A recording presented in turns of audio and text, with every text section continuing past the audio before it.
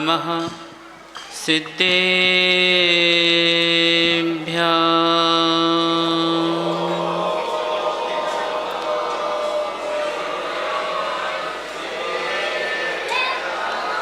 इतने सारे लोग दिख रहे हैं, फिर भी आवाज़ इतनी कम हो रही है। ओम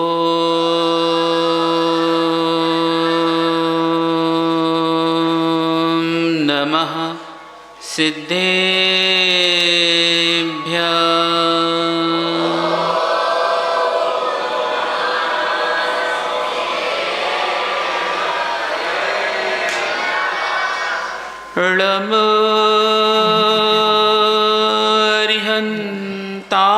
ळमरिहन्ताणम्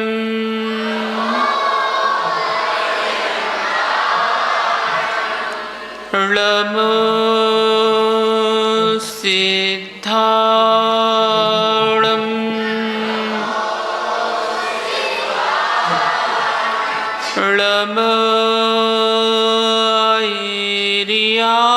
ळमैर्याणम्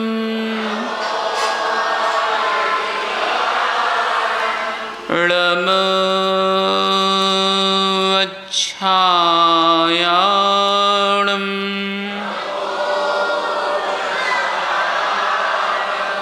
अनंत अनंत सिद्ध परमेष्ठी भगवान की, देवादिदेव 1008 से चिंतामणि पार्श्वनाथ भगवान की, वर्तमान शासक नायक भगवान महावीर स्वामी की, गुरु नाम गुरु आचार्य श्री विद्यासागर जी महाराज जी की, गुरुवर आचार्य श्री आजब सागर महाराज जी की, परम पूज्य आचार्य श्री विनश्चय सागर जी महाराज जी की, मंच आसीन श्री परवर सागर सजक सागर जी महाराज जी की, ढाई दीप संबंधित 3 कम 9 करोड़ मुनि राजों की,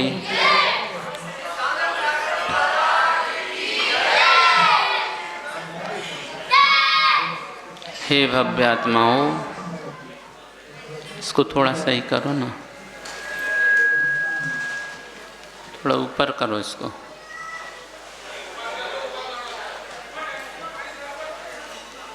हेलो, हाँ,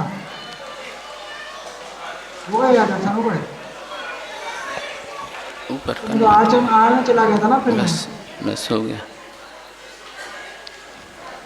चलो रोज की भांति कार्य तो चल ही रहा है, महाराज विशेष कार्य है कलश स्थापना का। हम लोगों ने अपनी स्थापना तो कर ली थी दोज के दिन ही, मगर कलश स्थापना भी मुख्य हुआ करती है। जैसे हम लोग बन गए चतुर्मास के लिए, तो आप लोगों को भी बंधना है। बंधोगे तो फायदा होगा और नहीं बंधोगे तो नुकसान होगा। जैसे बहुत से लोग बोलते हैं कि महाराज जी जिस दिन क्लास छूट जाती है उस दिन तो क्या बताएं। ऐसा लगता है कि पाप का ही उदय है।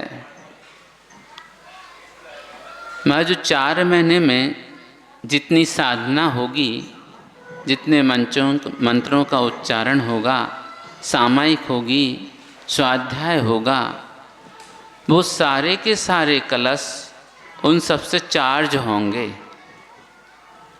और चार्ज होने के बाद अब जिसका सौभाग्य होगा वो कलश उसको ही मिलेगा। और जिस घर में ये कलश पहुंच जाते हैं वहाँ बहुत सारी बाधाएं अपने आप दूर हो जाती हैं। वो बाधाएं तो दूर होती ही हैं, और चतुर्मास में भी जो भव्य प्राणी समय पर आकर के शांति धारा आदि, पूजन पाठ, क्लास या प्रवचन आदि में बैठता है, हो सकता है आप लोगों के पुण्य से किस समय कौन सी बात निकल जाए जो आपकी दिशा और दशा दोनों बदल सकती है। तो हे भव्य आत्माओं, पहले भी कह चुका हूँ, समय से चूका किसान इष्ट वस्तु को प्राप्त नहीं होता है। डाल से चूका बंदर, बंदर अपनी खुद की जाति से उस बंदर को मार मार के बाहर कर देते हैं कि तुमने हमारे वंश को बदनाम कर दिया है। क्योंकि छोटे से ही उसको संस्कार दिए जाते हैं और वो भी सावधानी के साथ छलांग लगाता है कि कहीं हम नीचे ना गिर जाएं, और नीचे गिर जाएंगे तो क्या होगा, हाथ पैर तो टूटेंगे ही टूटेंगे, साथ में जान भी जा सकती है। तो एक घटना सुनाते हैं आपको बंदर की लेकर के।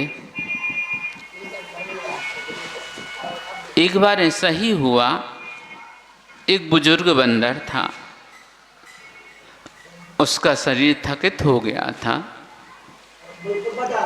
मगर उनके भी कुछ नियम कानून हुआ करते हैं उनकी टोलियों के।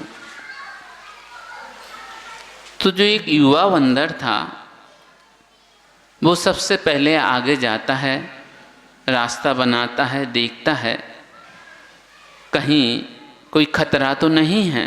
आप लोगों ने भी देखा होगा, आपके यहाँ बहुत सारे बंदर हैं कि नहीं हैं? हैं, बंदर हैं। तो पहले उनमें से एक बंदर आगे निकलता है, आगे बढ़ता है, फिर धीरे धीरे करके पूरी बानर सेना उसी रास्ते से एक स्थान से दूसरे स्थान चली जाती है। वहाँ अचानक क्या हुआ, एक बूढ़ा बंदर था, छलांग लगाई उसने और सामने पेड़ की शाखा को पकड़ नहीं पाया वो, और नीचे गिर गया। और जैसे ही नीचे गिरता है तो कुछ बंदर उसको देख रहे थे, तो वहाँ से तो वो चले जाते हैं और उसको भी साथ में लेके चले गए। अब जब कहीं एकांत जाकर के सब बंदर इकट्ठे होते हैं तो फिर वहाँ चर्चा का विषय बन जाता है, किसने हमारी जात को बदनाम कर दिया। क्यों? जो कहावत लोग व्यवहार में हैं तो वो व्यवहार में कहावत भी गलत हो गई। तो सबसे पहले ये कहा जाता उस बंदर से कि अब हमारा साथ छोड़ दो आप। अब वो अकेला बंदर, बूढ़ा बंदर क्या करे, कहाँ जाए? वो कहता, भाई अगर हम आपके साथ से हट जाएंगे तो हमारी व्यवस्थाएं कैसे बनेंगी? तो मुखिया बंदर रहता, वो कहता है कि तुमने हमारी जात को बदनाम कर दिया है। अब बूढ़ा बंदर कहता कि भाई मैं बूढ़ा हो गया, मेरे शरीर में इतना वजन था कि मैंने डाल तो पकड़ ली थी, मैं वजन को साध नहीं पाया और नीचे गिर गया। तो उसको पनिशमेंट दिया जाता है कि 7 दिन 5 दिन जो भी है आपको दूर रहना पड़ेगा, दूरी बनाए रखना पड़ेगी, भले ही निगरानी में रहो, मगर करना तो पड़ेगा। हमारी ये मनुष्य रूपी मानव में या बंदर में समाज की सारी पाबंदियां समाप्त हो चुकी हैं, कि हैं कुछ पाबंदियां। और जब से पाबंदियां समाप्त हुई हैं तो अधिकांशतः लोग स्वच्छंदी हो गए हैं। धर्म तो करते हैं मगर वो धर्म कईयों बार दिखावा बनकर रह जाता है। वो कैसे? जैसे ही मंदिर से बाहर निकलते हैं तो आद्रोध ध्यान झगड़ा भी हो जाता है। हमारे ये भूल जाते हैं कि हम भगवान के समक्ष गए थे, भगवान से क्या प्रार्थना की थी, सब भूल जाते हैं कर्म के उदय में। जब पापानुबंधी पाप कर्म का उदय आता है तो मंदिर में ही झगड़ने लगते हैं। यहाँ तो नहीं होता होगा झगड़ा, कि होता है? यहाँ नहीं होता होगा। आस्था के श्रावक तो बहुत समझदार हैं, विवेकी हैं। अगर ऐसा करते हो तो अब नहीं करना, क्योंकि पापानुबंधी पाप का बंध होता है, वज्र के समान होता है। तो ऐसी जो पहले समाज की पाबंदियां हुआ करती थी, उससे समाज में डर रहता था। महाराज तो देखो, छोटा हो बड़ा हो, जैसे चाहे कृत्य करता रहता है, इसके बावजूद भी कोई पाबंदी नहीं है। और उसका परिणाम ये निकला कि देख ही रहे हैं, कोई क्या कर रहा है, कोई भाग रहा किसी के साथ, कोई दूसरी लेके आ रहा है, और नियम संयम की तो बात ही खत्म हो गई। और अष्टमूल गुण की बात करते हैं श्रावकों की, तो अब वो चर्चा का विषय ही बन के रह जाता है। या कुलाचार की बात करते हैं तो कुछ ही लोग हाथ उठा पाते हैं, बाकी लोगों के तो हाथ भी नहीं उठ पाते हैं, क्योंकि वो जानते हैं कि हम इतने भ्रष्ट हो गए हैं, और अभी सभा में हाथ उठाएंगे तो लोग बाग देखेंगे, अरे ये क्या करता है, दुनिया के कृत्य कर रहा है, सप्त वैष्णव में लगा हुआ है, और यहाँ बात हो रही तो हाथ उठा रहा है, तो वो हाथ भी नहीं उठा पाता है। तो जब हम अपने कुलाचार से ही विपरीत हो जाते हैं, शब्द वेशन आदि का त्याग नहीं रखते हैं, तो फिर आगे धर्म ध्वजा कौन बढ़ाएगा? कोई और कहीं से व्यक्ति आएगा क्या? क्या तुम ही लोगों को बढ़ाना है? किसको बढ़ाना है?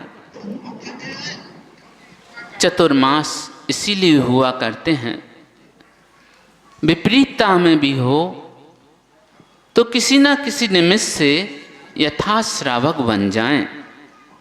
और इसीलिए हम लोगों ने रत्नाकर्ण शिवाचार्य की क्लास प्रारंभ की है, और उस क्लास में सूक्ष्म सूक्ष्म विषय भी बता रहे हैं, और अपनी आत्मा को परमात्मा कैसा बनाया जाए वो कला भी बता रहे हैं। अभी ऑपरेशन तो चल ही रहा है, खुले हुए हैं, अभी टाँके नहीं लगे हैं, लग गए टाँके, और हमें तो ये लग रहा कि पूरा चतुर्मास से ही ना निकल जाए। मैं अंत समय में टाँके लगाना पड़ेंगे भैया, नहीं तो वो भी गड़बड़ हो जाएगी। तो हे भव्य आत्माओं, चतुर्मास तो एक निमित्त है, साधु की मजबूरी हुआ करती है कि असंख्यात जीवों की उत्पत्ति होती है, तो उन जीवों की रक्षार्थ 4 महीने के लिए या 3.5 महीने के लिए एक जगह रुक जाते हैं कि हे भगवान, मेरे द्वारा जीवों की प्रार्थना ना हो, ऐसे भाव रहते हैं। और ऐसे ही श्रावकों के भाव रहना चाहिए कि जब चतुर्मास चल रहा है तो विशेष आवश्यक काम हो उसको छोड़ करके बाकी तीर्थ बनना को जाना हो तो चतुर्मास में नहीं जाना चाहिए। क्यों? क्योंकि वहाँ जाके असंख्यात जीवों की प्रार्थना करोगे, अभक्ष खाने में आएगा, तो उसकी अपेक्षा तो नगर में रहो और कोई साधु की सानिध्य प्राप्त हो जाए तो उससे अच्छा तो और कुछ है ही नहीं।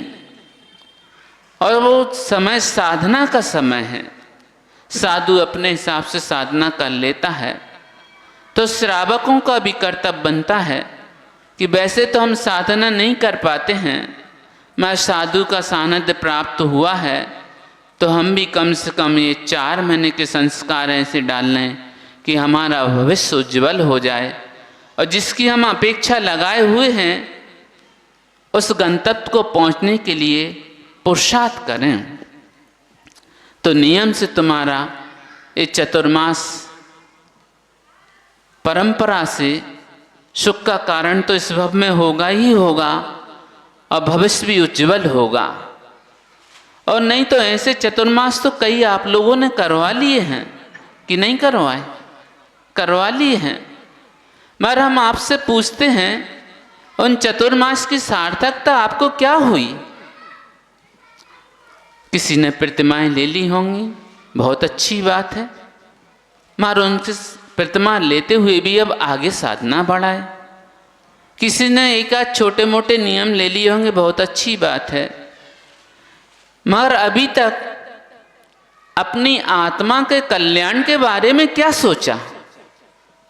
प्रतिमा ले ली, क्रिया कर रहे, वहां तक तो ठीक है, मैं उससे आगे भी तो बढ़ना चाहिए कि नहीं बढ़ना चाहिए? बढ़ना चाहिए। प्रतिमाधारी की क्रियाचर्या बिल्कुल अलग हो जाती है और दूर से ही समझ में आ जाता है ये सुधी श्रावक है। कौन सा श्रावक है? सुधी श्रावक है। परंपरा से उसको वो पद मिलने वाला है जो उसका वो अभिलाषी है। और जिनकी प्रतिमाएं नहीं हैं उनका क्या है? मान लो उनका क्या है फिर? उनका संसार कैसे टूटेगा? सम्यक दर्शन प्राप्त करके उनका संसार टूटेगा। अब वो ना सम्यक दर्शन प्राप्त हो रहा उन्हें और मिथ्यात्व में ही पड़े हुए हैं, विपरीत दिशा में ही चलते जा रहे हो, अनादिकाल से चले आ रहे हो और अभी भी वही कर रहे हैं हम, तो उससे समाज का क्या भला हो रहा है? तो रत्नाकर्ण शवाचार्य आचार्य महाराज एक एक बात सहजता में समझा रहे हैं और उनको समझ के भी अगर सम्यक दर्शन नहीं हुआ तो ये निश्चित मान लेना कि अभी हमारा अनंत संसार है, क्योंकि पहले सम्यक दर्शन प्राप्त नहीं किया, इसलिए इस पंचम काल में जन्म लिया है। और सम्यक दर्शन प्राप्त कर लेते तो ये पाप काल है, इस काल में सम्यक दृष्टि का जन्म नहीं होता है। स्वर्ग में होते या नरक में होते या भोग भूमि में होते, मगर यहाँ के मनुष्य नहीं बनते, ये पक्का है। तो हे भव्य आत्माओं, जब जागो तब सवेरा है और अभी जाग जाओ तो अभी सवेरा है, और अभी नहीं जागे तो कब जागोगे? कौन आएगा अब जगाने?